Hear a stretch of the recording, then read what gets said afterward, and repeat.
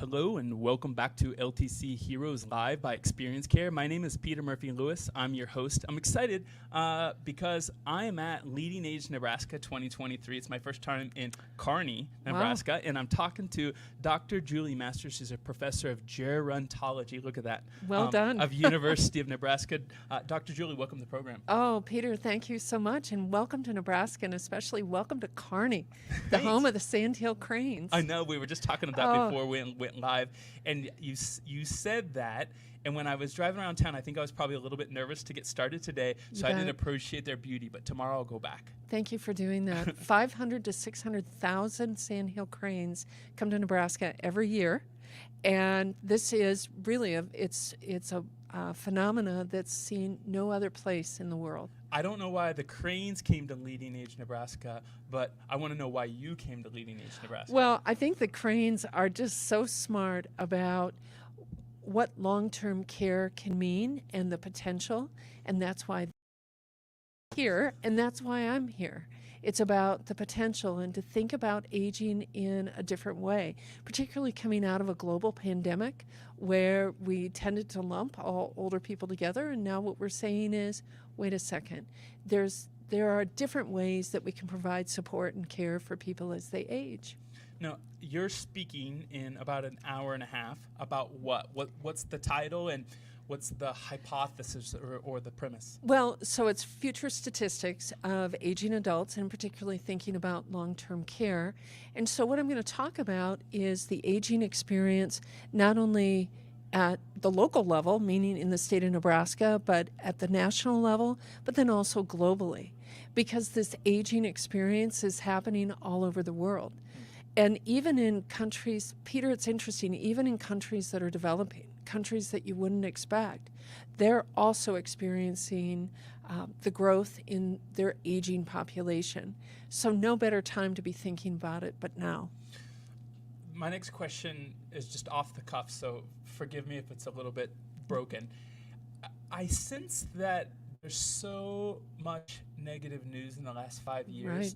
People aren't hearing that we have an issue with ageism that's coming in the next 10, 20 years that's serious. Either they're alarmist and they talk about, they take in the 15 different fears, or this is number 25 on their priority of fears. Right. Does that resonate with you? Well, it does. And I think the interesting thing too with when you talk about ageism, that was first described by Robert Butler in the late 1960s. So this concept of ageism has been around. It's only because of the growth in the population that the word itself is becoming more normalized within, I think, our vocabulary. People are more familiar with it. What's curious, though, and as a gerontologist, I think I have a responsibility to put forth this is what it means to age, and not only the challenges of aging, but the opportunities. And the way to combat ageism is to have an honest conversation, an honest dialogue. The kinds of things, Peter, that you're doing right now at this conference are a way to dispel the myths we have about aging. The solution that you just shared, I think, works with a lot of isms, right? Absolutely. Racism, polarism, I don't know what others, but sexism, like all the conversations. Tell me about kind of the process of how U.S. culture has had that conversation over the years. How was it 15 years ago? How was it 10 years ago, 5 years ago? And how is it tomorrow or today? Well, I think particularly within the United States and just in general, we tend to be more of a youth-oriented culture where to be beautiful means you're young, to be able to adapt to new technologies means to be young. I mean, for heaven's sakes, you even had the gentleman that founded Facebook who said, you know, the idea that younger people can adapt to technology, but not older people. And so when you have people at the national level with that kind of voice, we really have to work extra hard to show examples of people who have not only adapted but mastered technology, who have adapted and mastered to the aging experience, and to show, again, the opportunities of what it means to be an older person. Before we went live, I asked you, do you present both to caregivers like LeadingAge Nebraska and at the academic level. You said yes. What's the difference in reaction from the two audiences? How do they approach it? Well, that's interesting because I think for caregivers, and it depends, am I a family caregiver or am I a professional caregiver? A family caregiver is in the throes of it, and they're watching a loved one change, whether it's physically, cognitively, or a combination of both. Someone who's a professional caregiver, it's about helping them to understand that their actions today can have a positive impact on their own aging in the future. And I think you could probably say the same thing about family caregivers. Most of us are going to be older people. And I think that's one of the things about ageism that is so different than the other isms that you alluded to earlier. Most of us are going to be older people. So we have the opportunity and really the privilege and the gift to be able to lay the foundation, to lay the groundwork, to say, this is what aging is going to be like. In the topic, or I guess I'm like in the breadth of gerontology, do you have a speciality?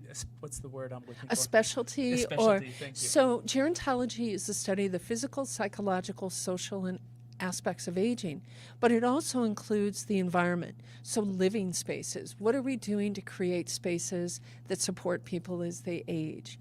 Now, for instance, in my department, that I work with colleagues who have backgrounds in long-term care. They also have backgrounds in sociology and psychology, public policy. I have a colleague who does a lot of research in terms of caregiving, Alzheimer's caregiving. In my own research, my interest more is about end of life and this idea of what can we do to make the last breath as important as the first. So I'm guessing you do you do work in a hospice care setting? Do you work with the dead and dying, or do you read it from afar in the literature? So that's a great question. So I typically am in the classroom. I'm not working in a hospice setting. The courses that I teach at the university, my focus is death and dying. So those are the courses that I'm teaching. So what I'm trying to do is to prepare medical students who are going into medicine, as an example. So pre-med students or pre-nursing students, but even business students or people in marketing and so on, to start getting comfortable with the conversation related to dying and death. Because part of the challenge, not only with ageism, is, and I don't have a word, like maybe it's thanatophobia, where we have a fear of talking about dying and death, so that when we're faced with a challenging situation, we haven't really had the opportunity to talk about it with our family, because just like we've avoided aging, we've avoided dying and death. And so both need to be discussed in a comfortable and relaxed environment. As a person who interviews a lot, I'm always thinking of the craft of the word and how to ask the question to get the person to share a framework that's new, or get vulnerable, or share something that I might not have thought of. Do you have any ways that you teach your students to start a conversation that will make people not necessarily comfortable, but more comfortable when they talk about those topics? Well, first of all, I think you're really gifted in terms of making people feel comfortable. Thank you. So I'm very much enjoying this experience. So there's a couple of things. So at the start of the semester, we talk about something called memento mori, and it's this acknowledgement or this realization that, like everyone, today I could potentially die. So always recognizing death is there. So getting comfortable with that. But then the students are working on a project that they will submit next week, and it's an interview with someone 40 and older about the book Tuesdays with Morrie. You might say, well, gosh, Julie, that book's been around forever. Well, it has, or at least it seems like it in the world of my students. In fact, the book's older than my students. That's how long. And yet it's an opportunity for them to begin having conversations about what it means to be at end of life. What does it mean to find yourself with a finite period of time, and how am I going to live those days, those weeks, those months in a way that's not only memorable to others, but memorable to me as the person who's at end of life.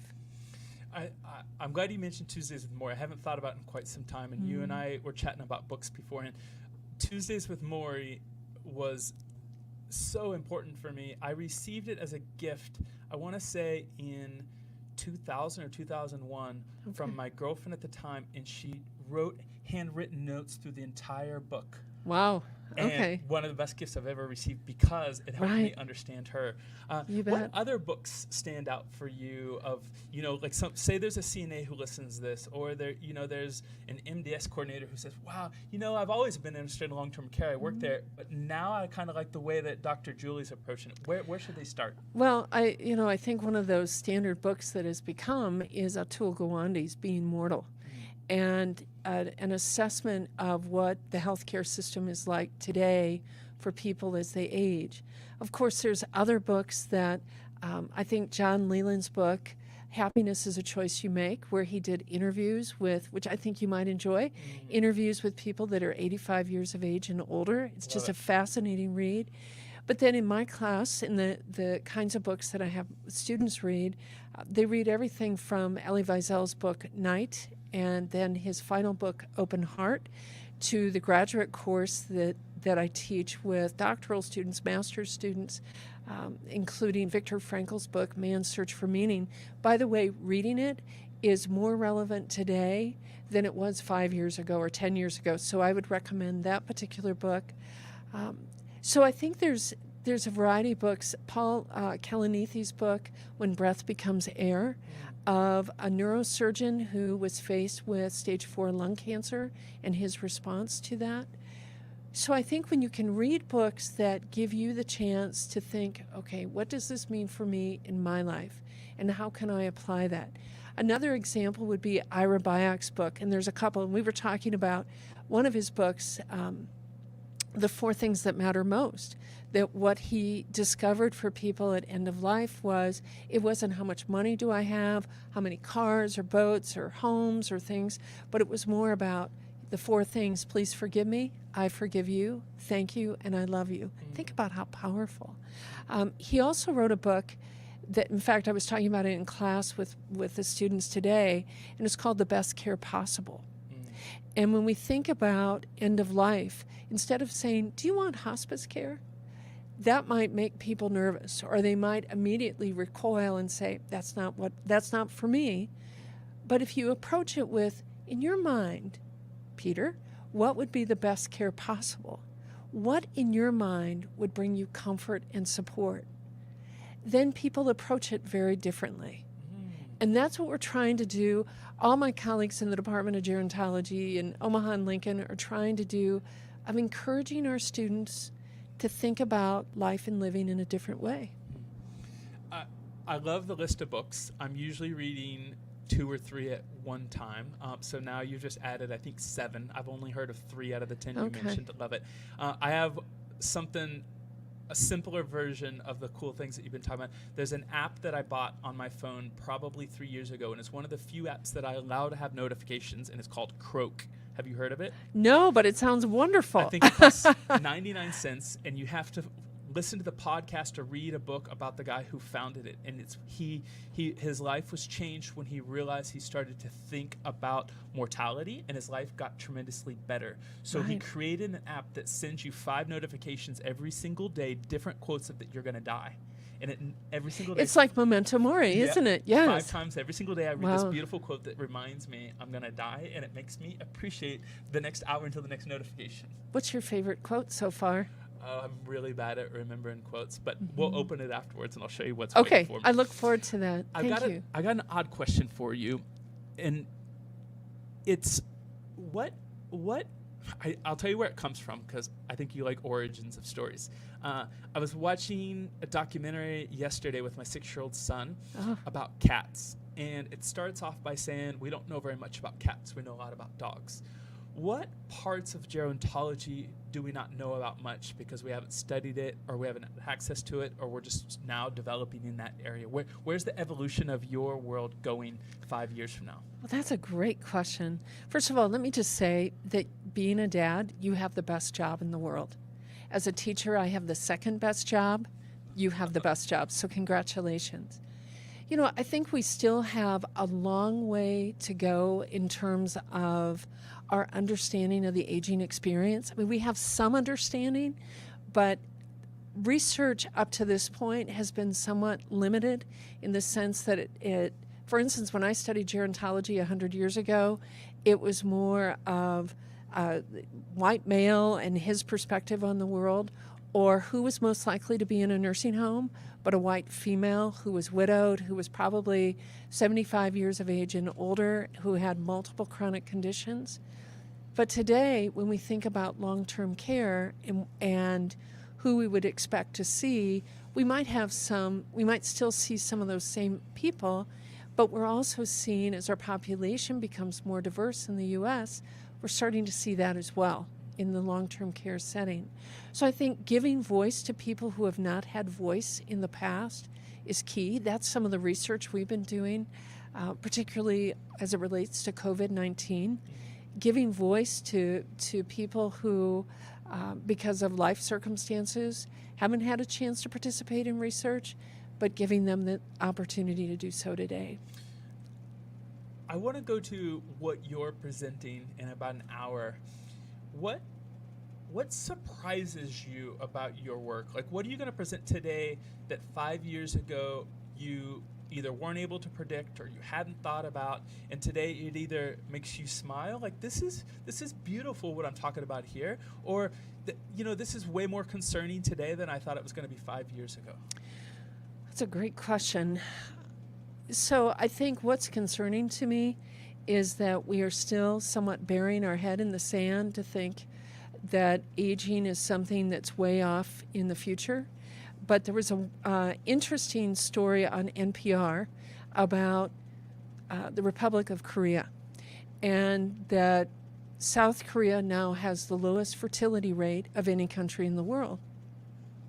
Well, not only Korea, but Japan, China, and other places where and even in the United States in places, because we've seen a drop in fertility in the U.S. So when you have a drop in fertility, that means you have a decline in the number of children.